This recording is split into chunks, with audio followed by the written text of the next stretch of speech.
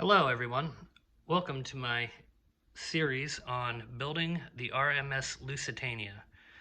This is a 350 scale kit that is actually extremely hard to find now and has not been produced since sometime around 1995, somewhere in that neighborhood.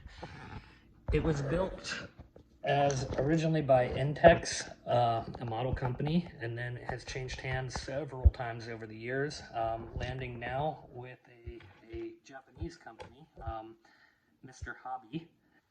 Also, another company that had made it over the years was Revell and Aerofix. Um, my kit, I was lucky enough to find at a swap meet. I got it for $200. I have seen them recently on eBay going anywhere from $350 to $400. So recently I built a model of the Queen Mary 2, and I'm going to show you that right now. In my future videos, I will have editing. This is just the first one, and I wanted to kind of get it started and get it rolling. So over the past couple months, I put together this Queen Mary model. I did all the lighting, which was all custom. It has a lot of photo etch parts into it. The kit also included them, but there was a lot of extra detail that went into that. So I just kind of want to show that and show what my abilities are before we really get started on the build with the Lusitania. Also, I have my Titanic here. This is a bit of an older model. I built this one about 10 years ago. Both models were built using wooden decks. I did not use scale decks on Titanic because when I had originally started building this kit, they really did not have them yet. So this was all sheet decking that I had to cut to fit and put into place. The lighting in Titanic also is quite a bit more primitive than what I used in the Queen Mary. It is basically just railroad lights strung together. The Queen Mary, though, has over 80 nano LEDs in it. It has various colored lights in there that were custom painted, basically. And they basically mimic the actual ship quite a bit. So when it comes down to it, my goal is going to be to show you the Lusitania, and we will light the Lusitania up, and bring it to the best possible detail that I possibly can humanly, in my abilities anyway. I'm not an expert by any means. I'm self-taught. I've been building models since I was about 5 years old. And I started to get my son into it. He's building his first model of the Titanic right now. So, how I want to kind of start this video, mainly it's going to be introductory on this episode. I plan to do, I'm thinking, a video per week, and they'll probably generally be about half hour to 45 minutes. And it will basically show you what we've accomplished over that week and how to get through certain challenges that you may face. One of the things that I feel is important when you're building any kind of model is having the right tools. So before we get into the Lusitania kit, I'm just going to kind of go through some of my what I call prerequisites for tools. And, you know, a lot of them you can get fairly affordably. And I personally choose to get most of mine at Harbor Freight. It's just very cheap, and they tend to last for what I'm doing. I mean, model building isn't, let's put it this way, nobody's going to be riding in one of the models and it potentially could sink. So most of the equipment can be fairly easily bought. Like I said, Harbor Freight, Amazon, eBay. I use all of them to get as much as I possibly can at the lowest prices I possibly can. So I have my table kind of set out here with a whole bunch of different tools, and I'm just going to kind of go through them all and talk about what I would probably want to have if I were getting ready to do a build such as what we're getting ready to embark on. So my first tool, which is new to me, is this Airbrush. This one came from Harbor Freight. There's definitely many more expensive models out there. But what I like about this one, it very well mimics some of the more expensive ones that go for, you know, $400 or $500. It does a really nice job of spraying. You can get quite a bit of detail in there. It's not perfect, but what I do like about it, the compressor is self-contained on here. You have your air regulator right here, which makes it nice and easy to use.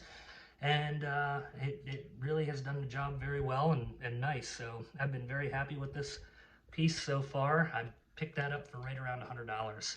Um, it was on sale, but good item. Um, Airbrushing is something that I never had done previously. When I was younger, I always hand brushed everything, and I really kind of got into it over the last year here, and it's making all the difference in the world. The next thing that would be important, and I've already done this step in Lusitania, would be drilling out the portholes. And what I use is these micro drill bits. They actually have the perfect sizes for portholes, and they do a great job for what you need them for. I mean, you're only drilling through plastic, so it's not overly difficult. These are about $4 for a set of, I don't know, 30, and I just dropped half of them. The next thing that really becomes important on Lusitania, I've already had to use it, is the Dremel. So I use my Dremel tool quite a bit. I have a cutoff wheel on there right now. I use that to cut the fencing off on the bow and the stern. I'll show you that here in a little bit when we get moved over to the actual ship. But Dremel's pretty easy to come by. Harbor has them, and Walmart, basically anywhere you want to go, you can get yourself a Dremel. When it comes to actually getting your hull together, gluing it, all that good stuff, I highly recommend an assortment of clamps. Clamps make the job a million times easier. They help to keep your decks down. They help to put small pieces together. Another type of clamp would be this one, and these work great for putting two pieces of hull together. As Lusitania was, it came as two separate pieces, so you have to kind of clamp it together, keep it holding overnight, and then it should be pretty good and solid for you for a long time. The next thing I use a fair amount of, I'm going to put this down here. The next thing I use a fair amount of is this foil back tape. This I use for light deadening, basically so you can't get the pass-through from the lighting through the plastic. As once you try to light up a model, if you do not back the back of it, you will find that you have all kinds of light bleeding through. So this stuff is very nice because it's very flexible. It's easy to cut through. So when, you know, if you put it through portholes, you can simply take a toothpick and poke right through it even once it's glued down, and then you have your light pass through. I generally don't use this on the hull sides, but I will use it on roofs and decks and basically all the stuff that would be molded in white.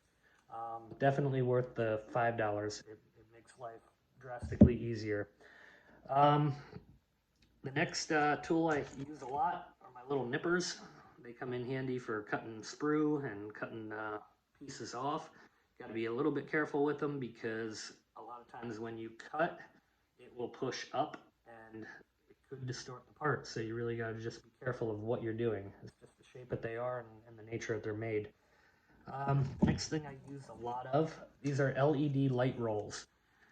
You can get these on eBay, you can get them on Amazon. I generally get them on eBay. What is nice about them, you can cut them to whatever length you want. So, you know, you can run the whole length of the hull, or if you have a room that you're trying to put it in, you basically just cut it there at the line, right there, and then you can solder the parts or the wires onto that in order to daisy chain it together and continue your light string. And that being said, our next tool that would be important to have would be a soldering iron. These are fairly cheap, $3 or $4, and they basically do the job. I also go through quite a bit of fiber optic wire. So the fiber optic does great for passing light through. You'll see this later when we try to do some of the deck lights, and I also usually put it into the portholes. What I'll do with this, one of my drill bits is the perfect size to fit this. I'll take a lighter right to the end of it. It will melt just the little tip there, and then you can put it in, hit it with a little bit of canopy glue on the back, let it sit, and now you have pass-through on lights. The nice thing about this versus leaving it a wide open light or a wide open hole, if you leave it wide open, as you okay, my battery died, but anyway, what I was saying, if you leave lights wide open, as you're walking around the model, you'll be able to see different angles of the light, and it gets very bright in certain spots and then not in others. So the fiber optic really just stops that, and it makes a much better viewing for the model. The next thing I use a lot of are these little nano lights. You can get about 20 of these for less than $10 on eBay. They come with the little resistor, and we'll be using these later in the model as we go. Another really important tool, actually, a toothpick.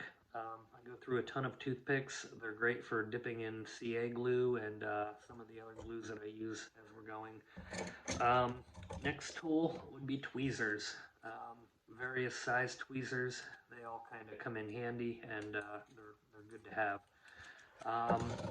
And I use these. My eyes are getting very bad when it comes to looking at very small detail. These come in very handy for looking at numbers on photo etch and some of the other parts that I use. Free tools, really, when it comes down to it, are sprue with some modeling clay. What I do a lot of times with this, I'll put the part on there, and then I have something to hold it while I'm spraying. The other thing that you can also do are these little alligator clips on the end of a piece of sprue. They come in very handy. And then for drying, poke it right into a piece of styrofoam, and you got something to hold it while it sits and dries. Works very, very well. I use them a lot. Files, they come in very handy of various sizes, just for getting plastic to shape and all that good stuff. So, let's see. Other little cool thing that I use is water effects gel. This works great for swimming pools, filling it in, and it actually looks quite real once it dries. These little micro brushes, they come in very handy for painting. I use quite a few of them. They do a nice job. And then we got our CA glue, or better known as super glue.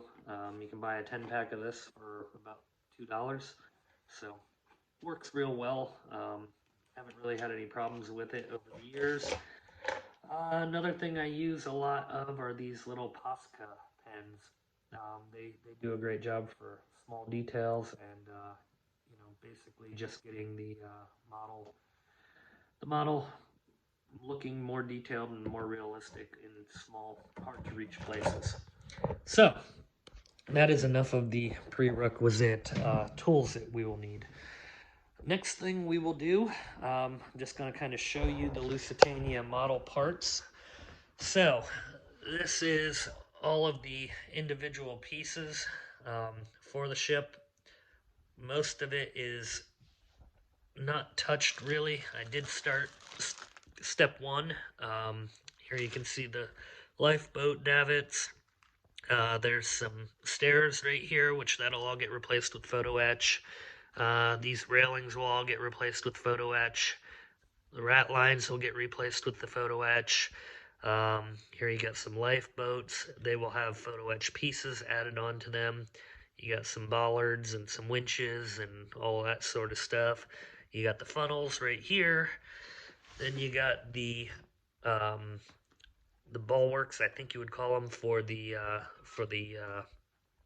decking. And it's actually very nice detail that is already on there.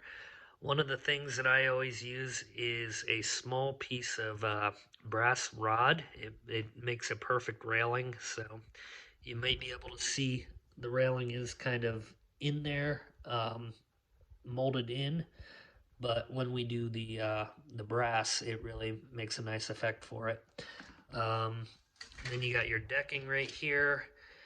Uh, Part of it molded in tan, part of it molded in brown. Obviously, we're going to be covering that. I have the scale decks um, kit, so we'll be using that. This is one of the photo etch sets. As you can see, it has the railings on it. It has a lot of the stair railings that I was talking about, the rat lines that are on there. And this is a shared kit with Titanic, so it is Lusitania and Titanic Merchant Marine kit from Gold Medal Models. They are getting hard to come by as he retired, so you're going to pay a little bit more than what you would have paid a few years ago, unfortunately. Um, but like I said, it is getting harder to find. And then here's some more pieces of photo etch, and I still have a couple that are in the mail right now as we speak.